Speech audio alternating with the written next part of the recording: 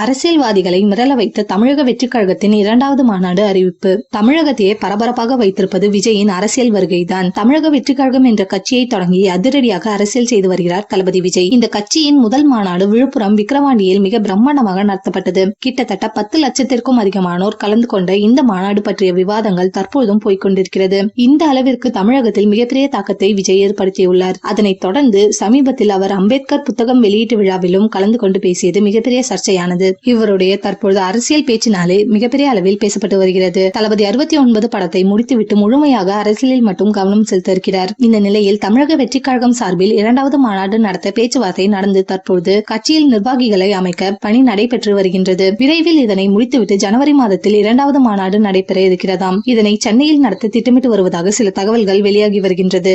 ஏற்கனவே முதல் மாநாடு ஏற்படுத்திய தாக்கமே இன்னும் ஓய்வு பெறாமல் இருக்கும்போது 2வது மாநாடு அறிவிப்பு பலரையும் அதிர வைத்திருக்கிறது. அடுத்த வருடம் முழுக்க விஜயின் அதிரடி அரசியல் எல்லோரையுமே அசர வைக்கும் என தெரிகிறது. மேலும் தமிழகம் முழுக்க அரசியல் சுற்றுப்பயணம் மேற்கொள்ள இருப்பதாகவும் ஏற்கனவே தகவல்கள் வெளியாகின.